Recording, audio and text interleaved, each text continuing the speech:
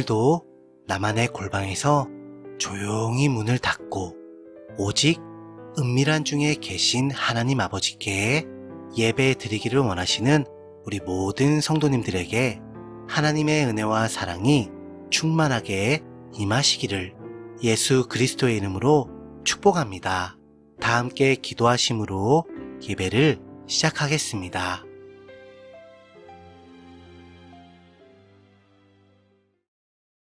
우리를 향한 사랑이 풍성하신 하나님 아버지, 하나님의 그 사랑은요, 정말 한없이 크고 넓어서요, 온 세상에 있는 하나님의 모든 백성에게 충만하게 공급해 주심을 영원토록 감사드립니다. 또한 큰 은혜로 무한한 복을 내려주셔서 하나님의 그 놀라운 계시를 날마다 보고 듣고 깨닫게 해주심에 큰 영광을 올려드립니다.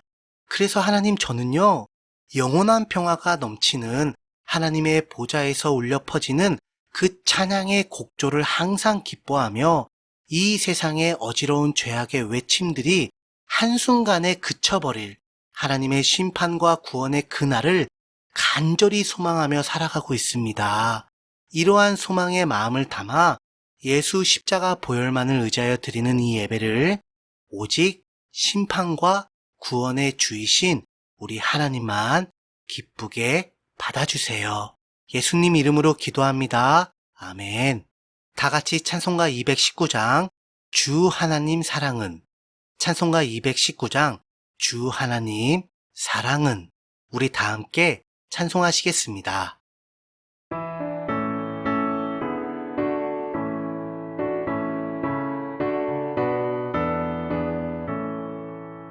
주 하나님의 사랑은 한없이 넓으사 온 세상 모든 백성을 그 자녀 삼았네. 각 나라 말과 역사가 다 다르더라도 온 세상 사람 믿으니 한 형제 자매라. 그 은혜로서 모르게 복 내려주시고 다 같은 주의 계시를 늘 보여주시네. 하나버지신 하나님 다 같이 모시고 만 백성 서로 지체니 한 형제 자매라.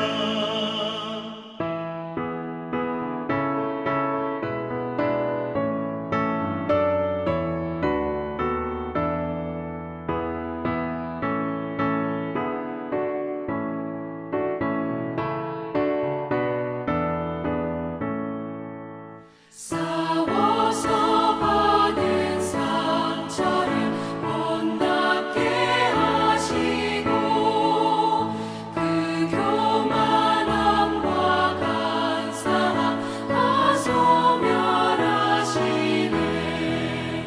각 나라 서로 도우며 참 사랑으로서 주 하나님을 섬기니 한 형제 자매라. 그 평화로운 거문고 한 곡조 울리니 저 어지러운 소리를 못 그쳐버리네. 큰 영광 보는 그날을 늘 기다리나니 그 나라 올라가서도 한 형제 자매라.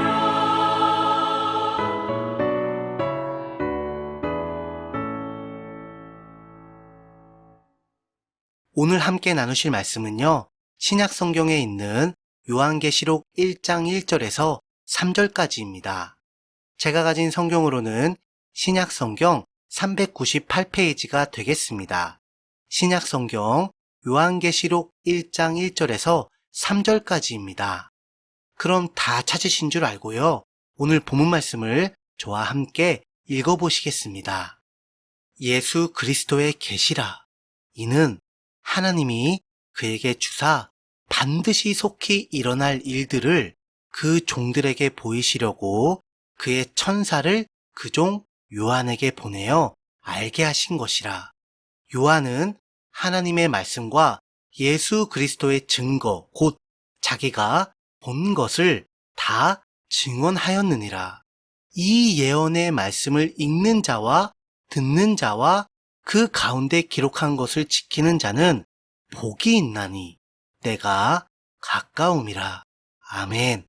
먼저 요한계시록을 시작하는 1장 1절의 첫 마디는요. 예수 그리스도의 계시다. 예수 그리스도의 계시다라는 그 선포로 시작이 됩니다.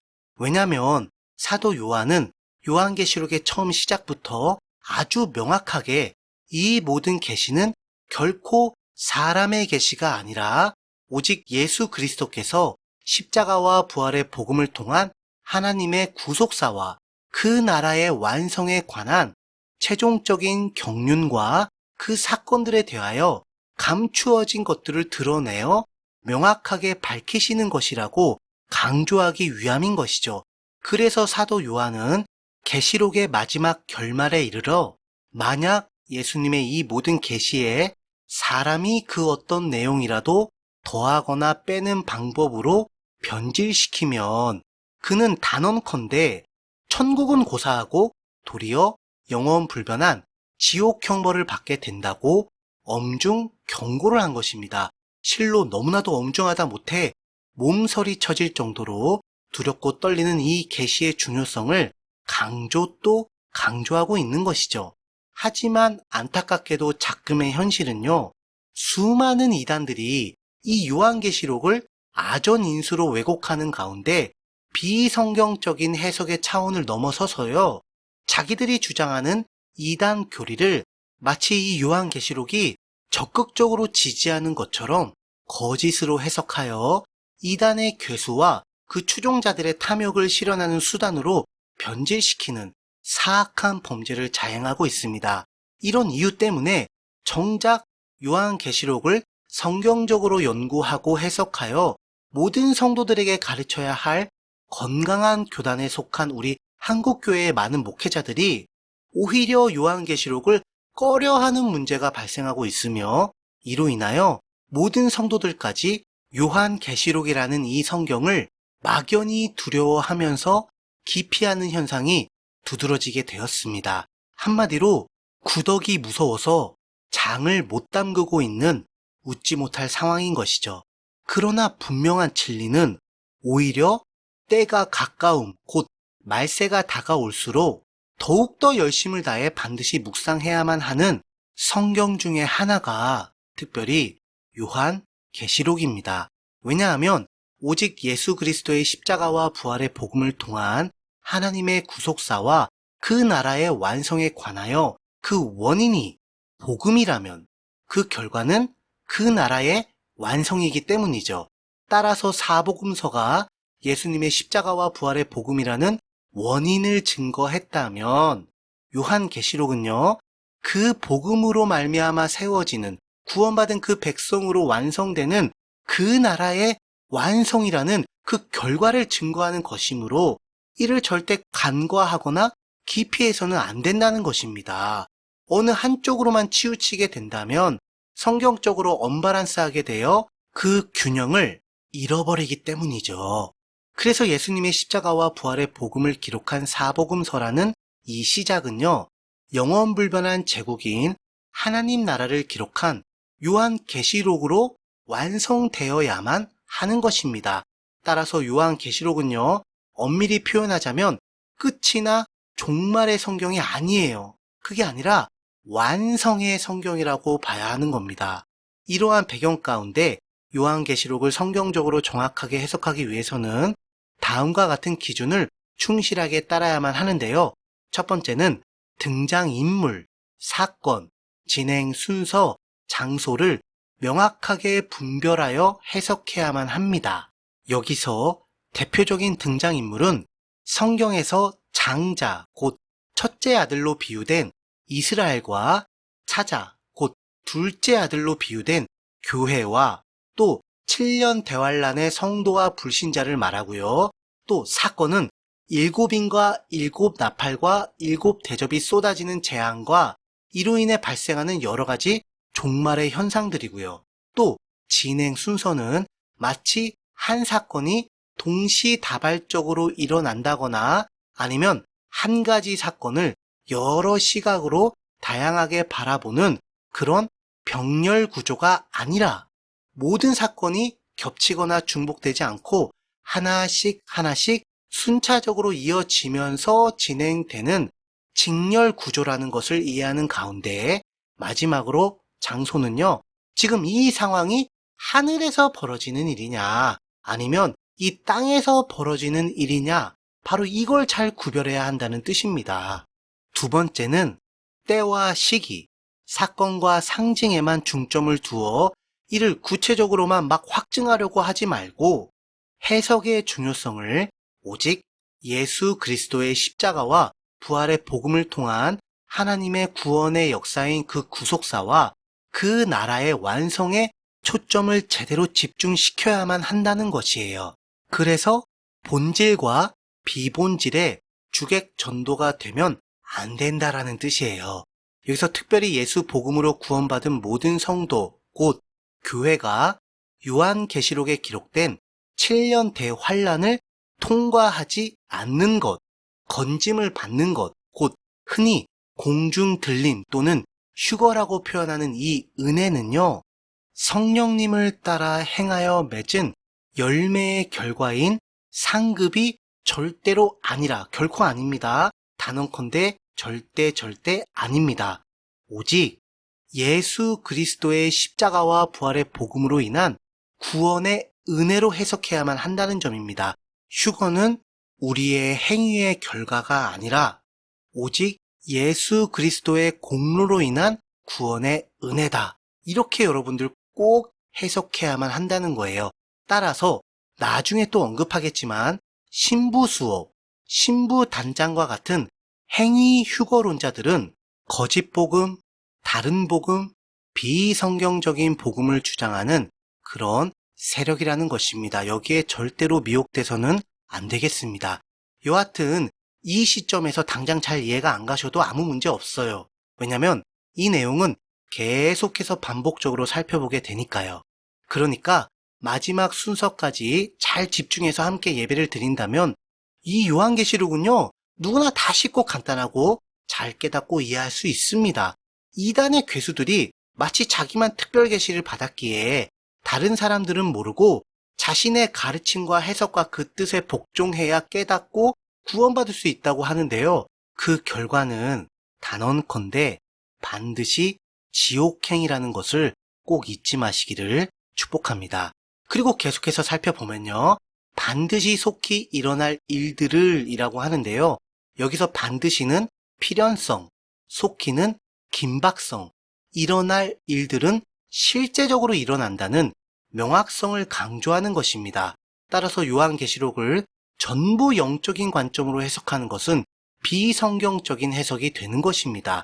그래서 우선적으로는 그냥 있는 그대로, 액면 그대로, 표현하는 내용 그대로 보는 것, 그러니까 복잡하고 심오한 암호풀이가 아닌 마치 어떤 제품의 사용 설명서를 보는 것처럼 있는 그대로 하나씩 하나씩 살펴보는 그런 문자적인 해석의 기반을 먼저 두고 그 안에서 무리가 없을 정도의 수준에서 각자 삶의 터전과 생업의 현장에서 살아가는데 개인적으로 그 의미를 대입을 해보는 영적인 적용을 하는 것이 성경적인 해석인 것입니다.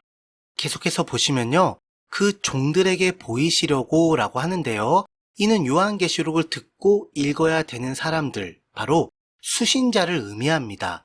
근데 그 대상자는 한 시대의 한 사람이 아닌 여러 시대의 여러 사람들과 같이 다양합니다. 먼저 1차 수신자는요, 당시 아시아 지역에 실제로 존재했던 7교회의 성도들과 그 사자들, 곧 예수님께서 십자가 대속사역의 보혈로 값주고 사신 7교회에 속한 성도들과 이를 섬기는 목회자들을 말합니다. 그리고 2차 수신자는 당시 로마 제국의 엄청난 핍박과 박해를 받고 있었던 모든 교회의 성도들이고요. 3차 수신자는 요한계시록에 기록된 마지막 7년 대환란이 시작되기 전까지 이 세상을 살아가고 있는 저와 여러분, 바로 지금 현 시대의 모든 교회의 성도들이며, 마지막 4차 수신자이자 최종 수신자는 요한계시록에 기록된 마지막 7년 대환란을 통과하는 이스라엘과 환란 성도들입니다. 따라서 각 차수별 수신자의 관점에서는 요한계시록을 과거, 현재, 미래로 구분할 수가 있는 거지요. 그러니까 저와 여러분들의 관점에서 보자면 1차, 2차 수신자는 과거의 일이고요. 3차인 우리는 현재의 일이고, 최종 수신자인 4차 수신자는 이제 다가올 미래의 일이 되는 거지요. 그래서 요한계시록을 어느 한 시대의 관점으로 전부 다 못 박아서 해석해버리면요, 이 계시의 참된 내용과 그 목적을 온전하게 캐치할 수가 없게 되는 것입니다. 계속해서 2절을 보시면요, 요한은 하나님의 말씀과 예수 그리스도의 증거, 곧 자기가 본 것을 다 증언하였다라고 하는데요. 일단 요한계시록의 저자는 사도 요한입니다. 그런데 요한계시록은 사도 요한이 기록한 요한복음, 요한일서, 요한이서, 요한 3서와 비교해 볼 때 문체 및 문단 구성이 확연히 다르다는 것을 알 수가 있습니다. 왜 그럴까요? 이는 요한복음, 요한 1, 2, 3서는 하나님께서 성령님을 통해 사도 요한의 전 인격을 완전히 감동시켜서 기록을 하실 때 그의 특성까지도 사용을 하셨지만, 요한계시록은 오직 예수 그리스도의 계시로서 제3자인 요한이 철저하게 객관적으로 팩트 그대로 기록하게 하셨기 때문이죠. 그만큼 요한계시록은 오직 예수 그리스도의 십자가와 부활의 복음을 통한 하나님의 구속사와 그 나라의 완성에 관한 최종적인 경륜과 그 사건들에 대한 필연성과 긴박성과 그리고 계시로서의 명확성을 가지고 있다라는 뜻입니다. 그래서 요한계시록은요, 절대로 유대인들의 묵시문학의 관점으로 보면 안 돼요. 이게 문학작품입니까? 예수님의 계시를 그대로 있는 그대로 객관적으로 팩트 그대로 적은 건데요. 이게 무슨 문학이에요.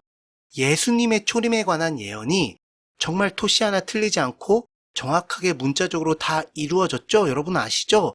그거와 같이 예수님께서 다시 오시는 재림의 예언을 정말 토시 하나 틀리지 않고 정확하게 문자적으로 살펴보는 그러한 관점으로 봐야 된다는 거예요. 그렇지 않기 때문에 이 대한민국에만 재림 예수, 이긴 자, 보혜사 성령 몇 명이나 있습니까? 여러분 적어도 이 예언 있잖아요. 이 예언은 1 더하기 1은 2다.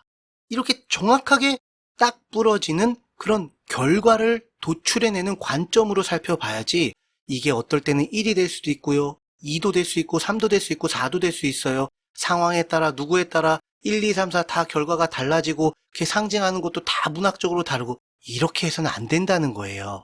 자, 이제 마지막으로 3절을 보시면 이 예언의 말씀을 읽는 자와 듣는 자와 그 가운데 기록한 것을 지키는 자는 복이 있다고 합니다.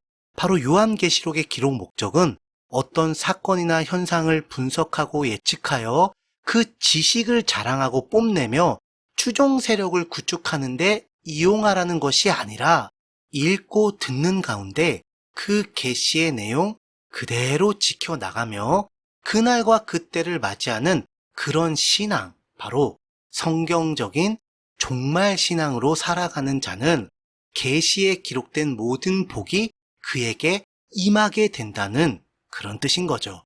그래서 마지막으로 이런 종말 신앙으로 이 세상 속에서 살아가야만 하는 우리 성도, 바로 우리 성도들이 세상 속에서 맞이하는 그 모든 날들이 이제는 그리 많이 남지도 않았다는 그런 엄중한 경고, 바로 때가 가까이 왔다라고, 때가 가까이 왔다고 마무리를 하고 있는 것입니다. 다 함께 기도하시겠습니다.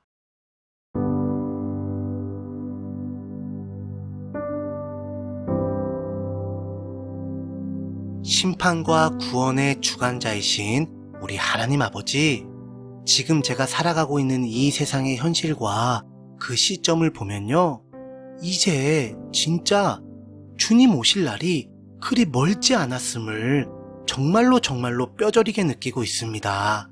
그러니 주님, 이제 제게 허락하신 이 골방 예배를 통하여 다시 한번 예수 복음을 향한 처음 사랑과 처음 믿음을 회복해서 주님 보시기에 아름다운 성경적인 종말 신앙으로 얼마 남지 않은 그때를 향하여 이 세상 가운데서 살아가게 해주세요.